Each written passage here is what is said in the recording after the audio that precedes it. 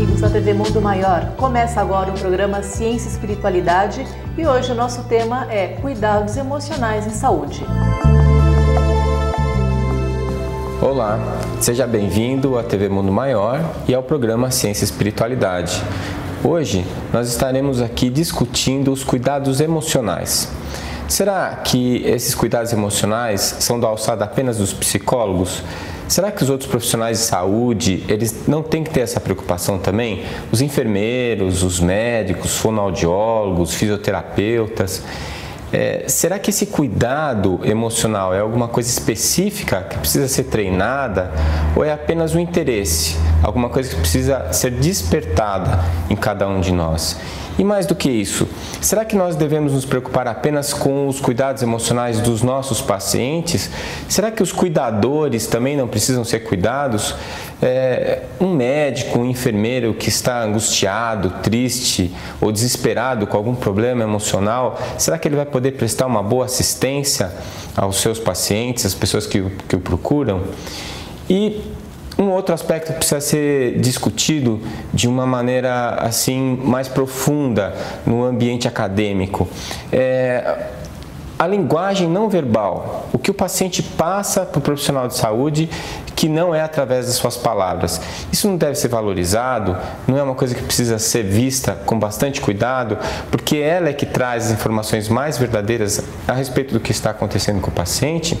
Esses são alguns dos questionamentos que nós vamos ouvir hoje, que nós vamos discutir hoje na entrevista com a doutora Ana Cristina. Vamos à entrevista.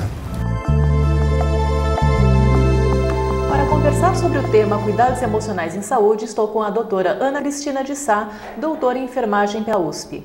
Bom, Ana Cristina, obrigada por estar mais uma vez aqui no Ciência e Espiritualidade. Me diz uma coisa, o que são esses cuidados emocionais na área da saúde? Porque a gente fala muito em cuidado físico, cuidado psicológico, mas os cuidados emocionais, né? O que eles englobam? Englobam tanto o cuidar de quem cuida, como o cuidar de quem é cuidado. Eu não consigo cuidar bem de uma pessoa se eu não estou bem emocionalmente.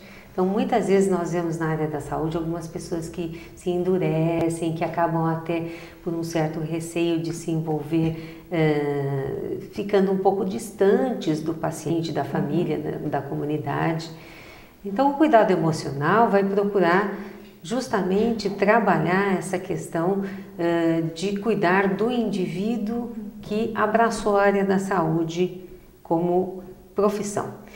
É muito importante que as pessoas que abraçaram então as profissões da área da saúde, enfermagem, medicina, fisioterapia, terapia ocupacional, gostem do ser humano. Eu não posso trabalhar com o ser humano e ele é difícil de se trabalhar, não é verdade? Nós temos tantas dificuldades de relacionamento interpessoal muitas vezes. Se eu não cuidar de mim mesmo, se eu não gostar do ser humano, se eu não estiver pronto para emocionalmente compreender o outro.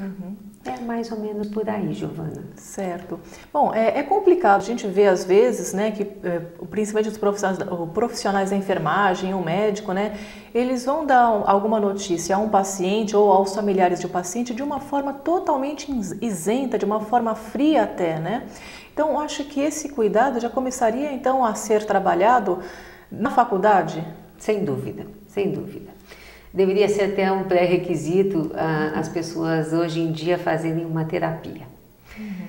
E nós, profissionais da saúde, nós costumamos ser assim, eu não preciso, eu sou pau para toda obra, eu sou perfeito, terapia é para pessoas que têm problemas, e não é verdade.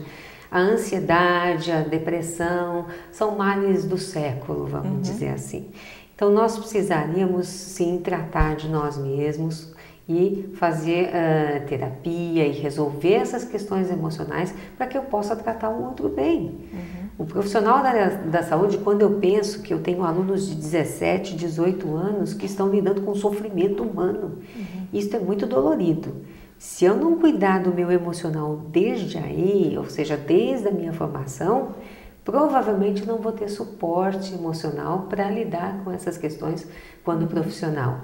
E aí a tendência, por eu não querer reconhecer minha própria fragilidade, vai ser esse distanciamento do ser humano, o que não é muito interessante para quem abraça a área da saúde. Ou seja, você tem toda a razão, Giovana. iniciar desde a faculdade, né, seja qual for a profissão dentro da área da saúde, relacionamento interpessoal, começa na relação do grupo de trabalho.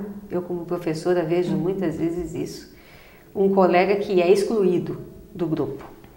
E aí você vai trabalhar isso com os próprios colegas. Olha, vocês vão trabalhar com pessoas. O que vai acontecer se você tiver um paciente que não está muito bem? Então, a compreensão tem que começar desde o curso de graduação, né? Treinar trabalhar com o ser humano e com o seu próprio emocional. A palavra-chave, então, seria humanizar. Sem dúvida. Muitas vezes eu faço muitas palestras no Brasil todo. De 12 a 20 de maio tem a Semana da Enfermagem em todo o Brasil. Então eu vou para todo canto e sempre o que as pessoas me pedem é para falar dessa questão emocional.